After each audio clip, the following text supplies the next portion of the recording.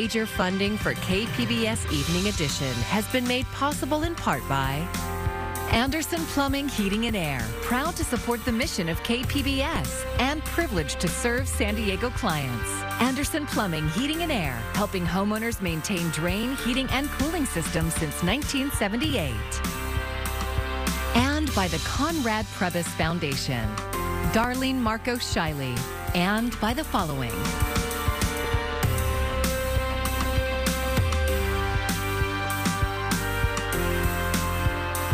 By viewers like you. Thank you. And good evening. It's Wednesday, December 29th. Thanks for joining us. I'm Amitha Sharma, in for Maya Trabulsi.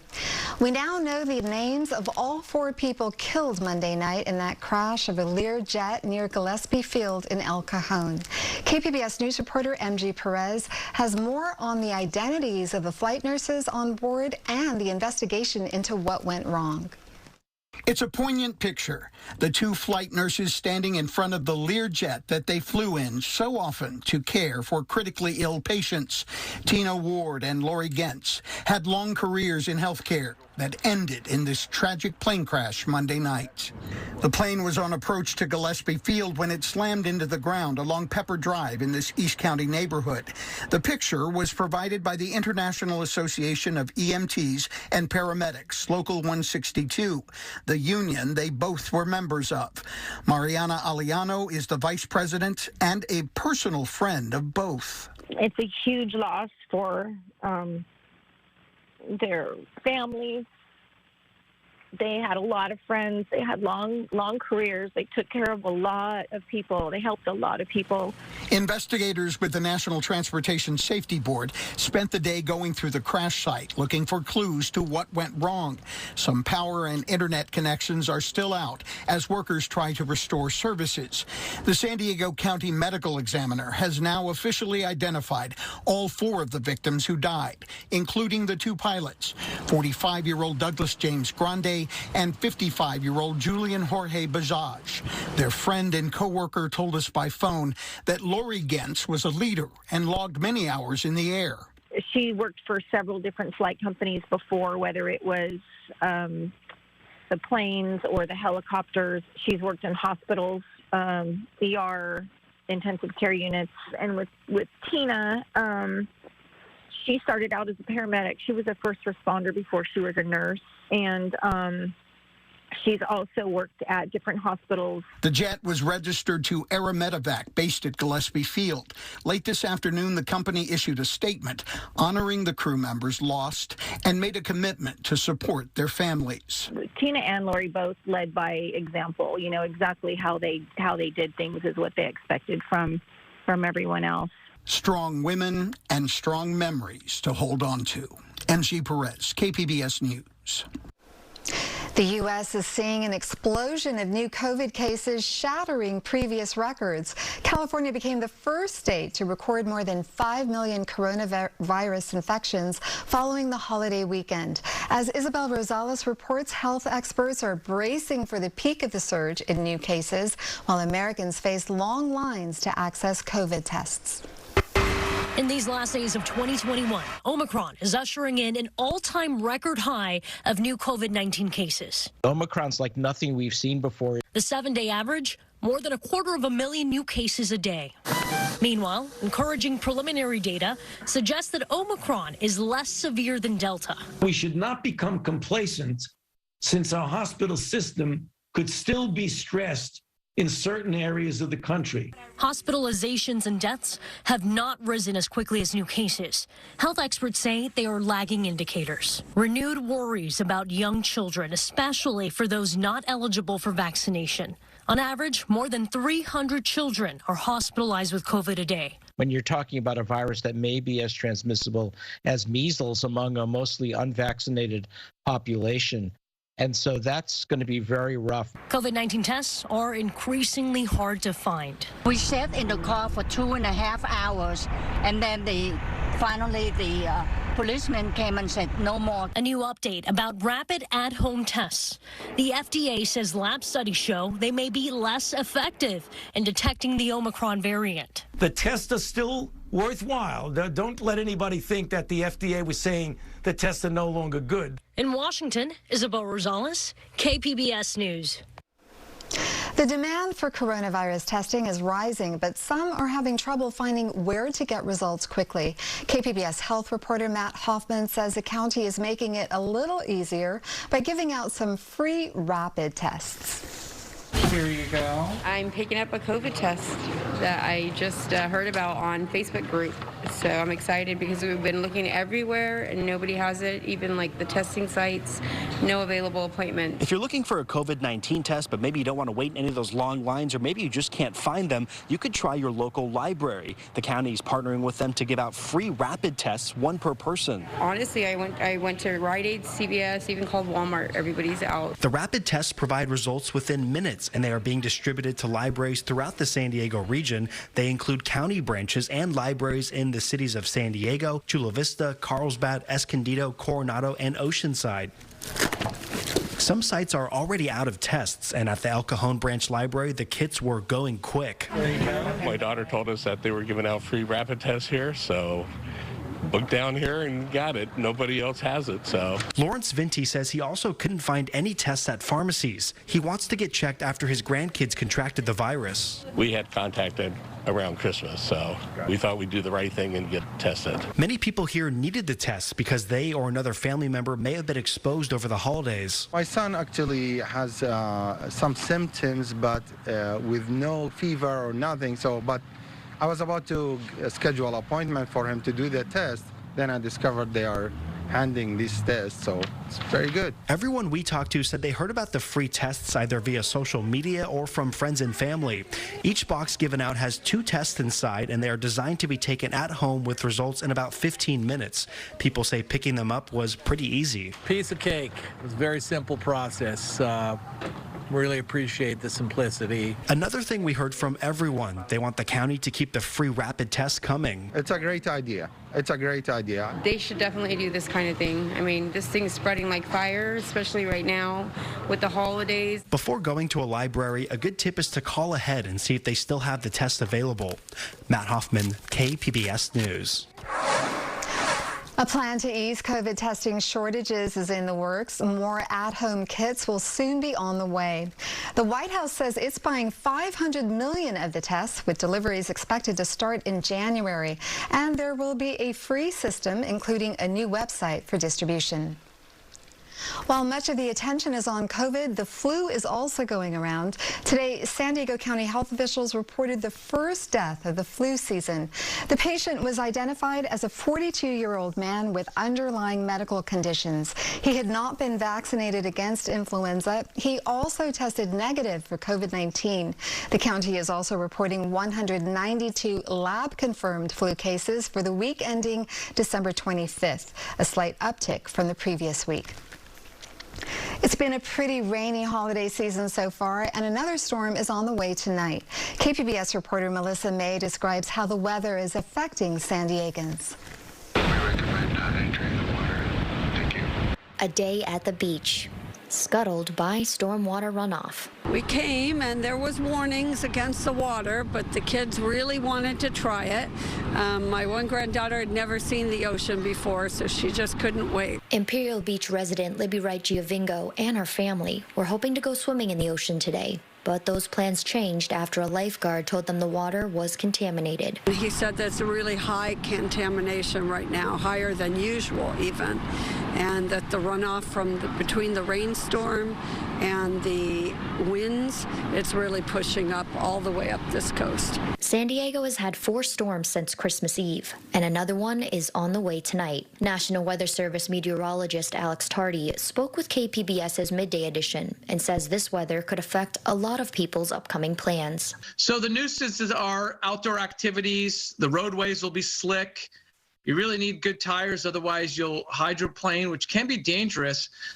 In your yard, your pool might be filling up, your rain gutters might be spilling over if you have them, or they're not even working. There is a flood watch in effect until Thursday afternoon, and a winter storm warning is active until early Friday morning. It'll be heavy, and what I mean by heavy is enough rain will cause some urban flooding, It'll cause the water to run hard down the streets and, of course, in your neighborhood as well. The inclement weather shelter program has been activated for Wednesday night, with 2 shelters accepting those experiencing homelessness until their facilities are full. Melissa May, KPBS News.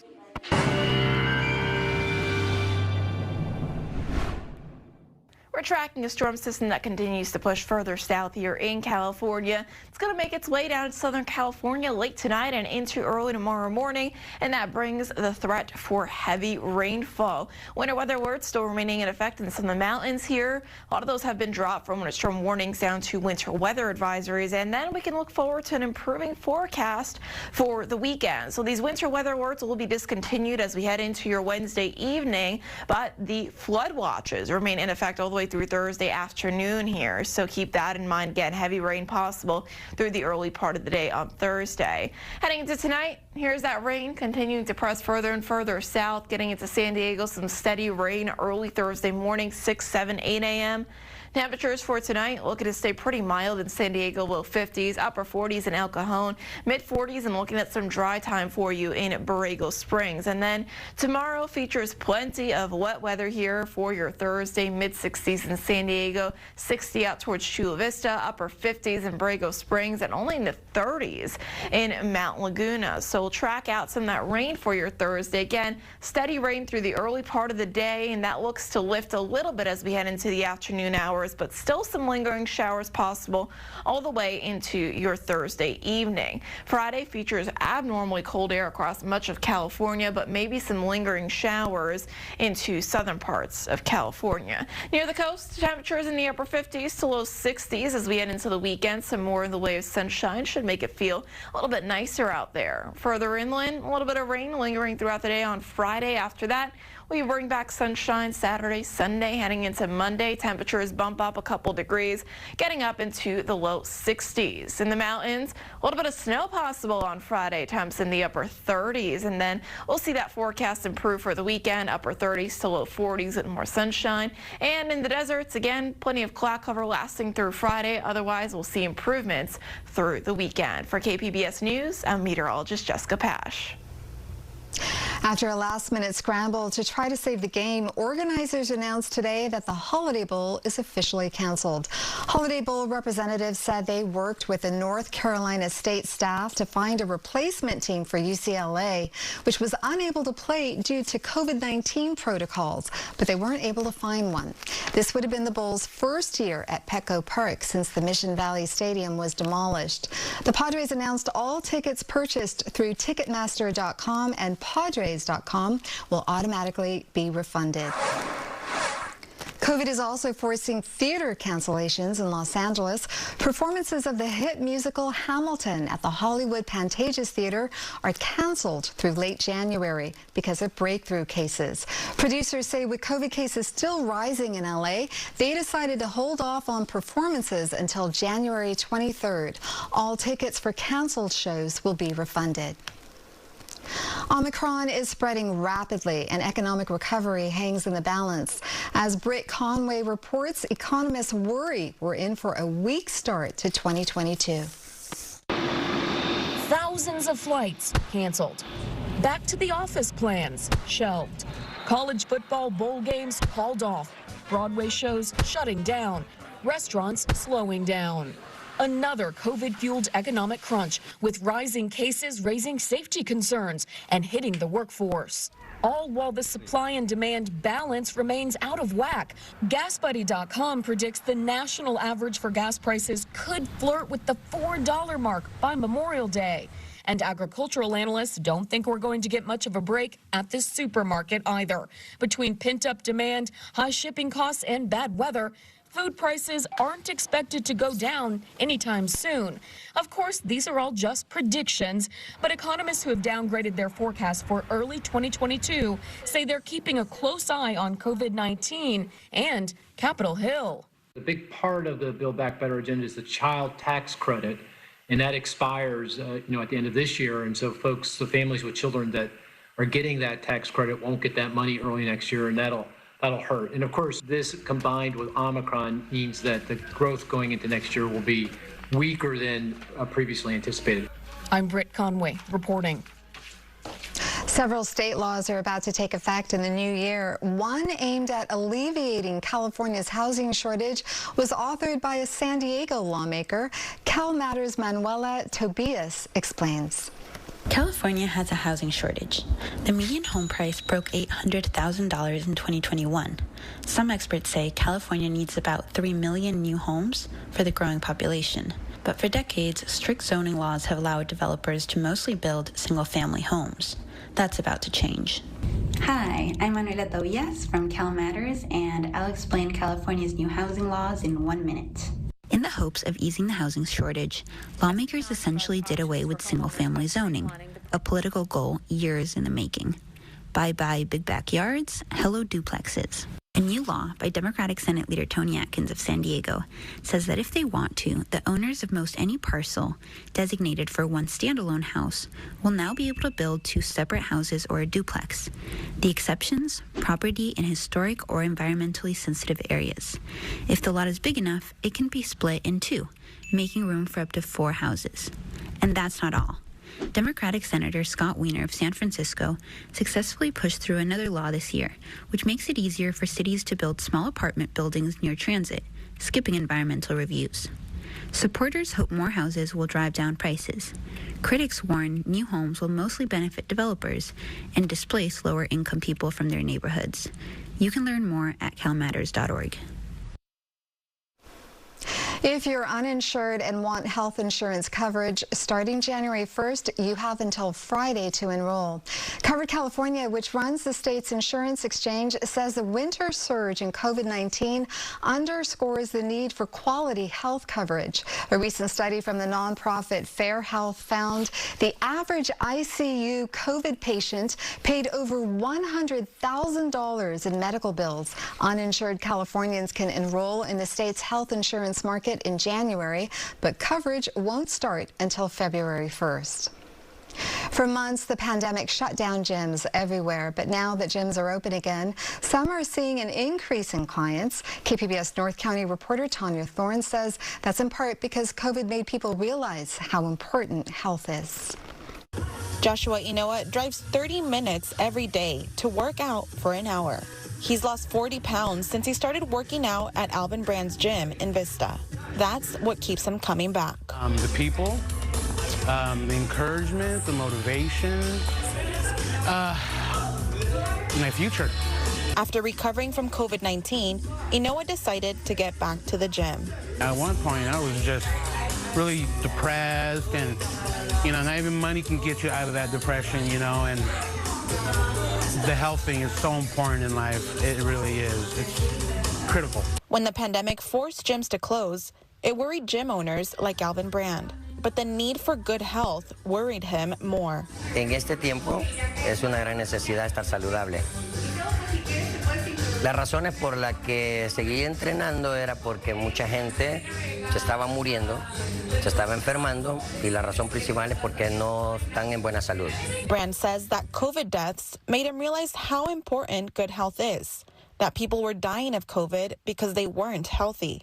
So he opened his gym as soon as he could, and immediately he saw an increase in clients. Ahora en este tiempo todo el mundo quiere estar saludable, nadie quiere estar enfermo por la misma razón, y como que eso ayudó a la gente a cambiar de idea, cambiar de mentalidad y preocuparse más por su salud, obviamente, para mejorar su vida. He says lots of his clients started exercising because after COVID, they saw the importance of health too. During this time, everyone wants to be healthy, he says. Roberto Fuentes started training with Brand about a year ago. He says COVID was one of the reasons why he wanted to get healthier. Fue uno de los factores que me motivó. Cuando escuchaba las noticias allí a los doctores que teníamos que hacer ejercicio, estar en movimiento, y dije, no, es el momento cuando tengo que comenzar a hacer ejercicio. He says he saw on the news that exercise would help and told himself now is the time. Fuentes has lost more than 70 pounds, has never had COVID, and says he feels great. Me siento súper bien, mi vida ha cambiado completamente.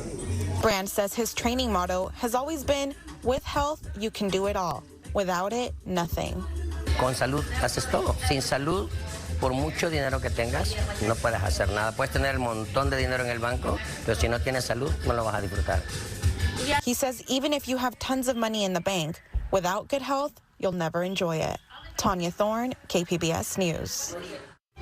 I'm Amna Nawaz. Tonight on the NewsHour, COVID surge. What you need to know about rising infection rates and a spike in hospitalizations among children. That's coming up at 7 right after Evening Edition on KPBS. As we wrap up 2021, we're revisiting some of our best feature reporting. This fall, we met a high schooler who's also a voting member of San Diego Unified's board. KPBS education reporter MG Perez introduces us to the young man who's on a mission to make sure student voices are heard. Did he actually work with his father, or was that an indirect connect? That's a great question. Zachary Patterson is a student who likes to ask lots of questions.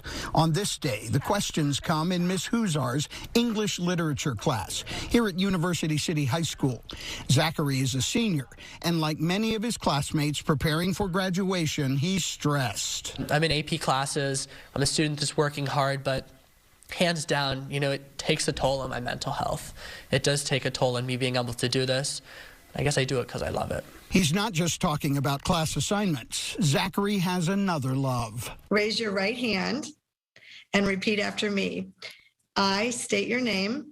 I, Zachary Patterson. In June, he was sworn in for a second term as the student member of the San Diego Unified School District Board of Education. Cindy Martin, the former superintendent and current U.S. Deputy Secretary of Education, did the honor online.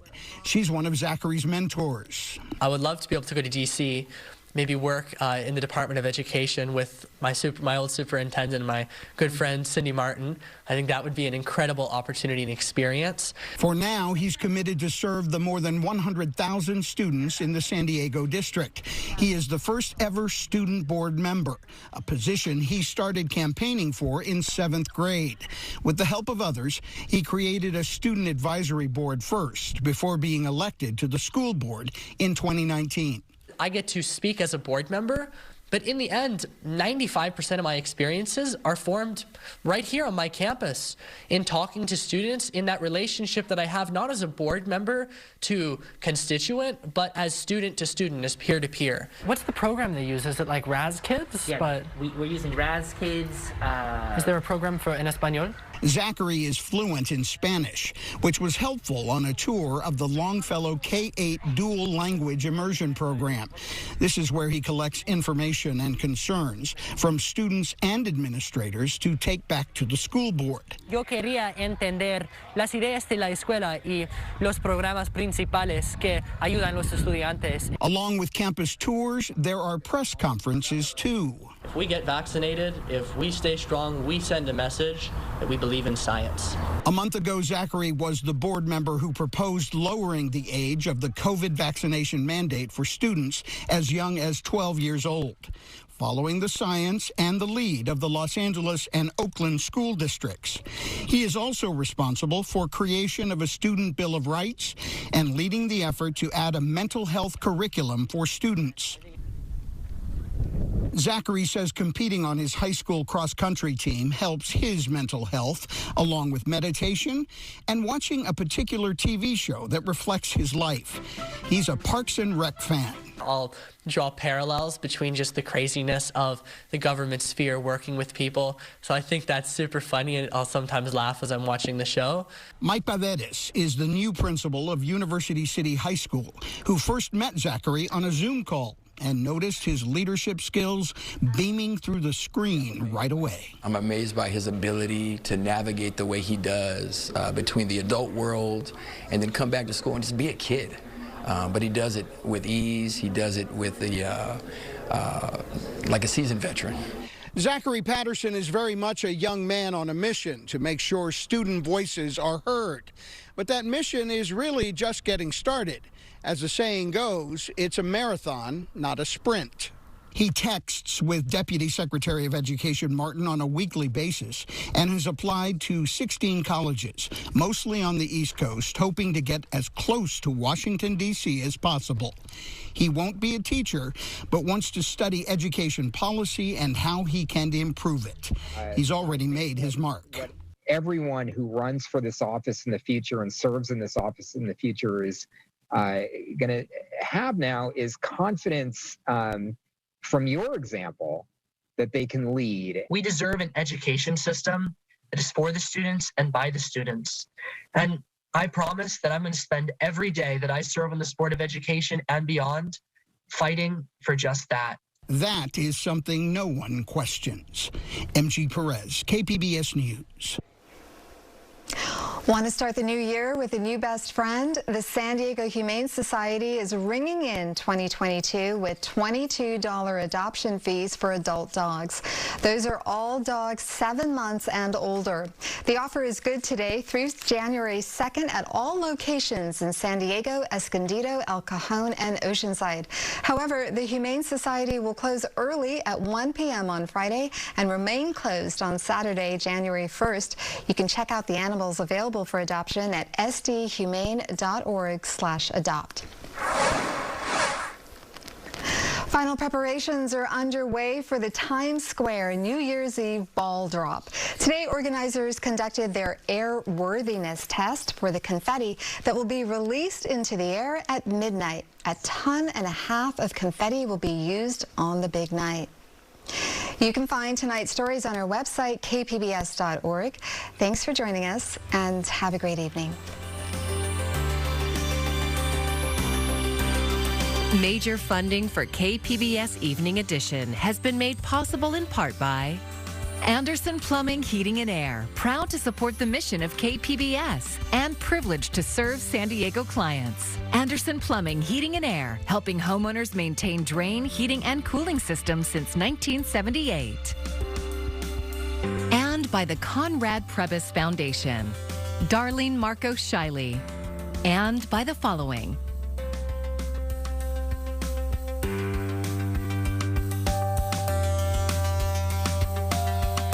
And by viewers like you. Thank you.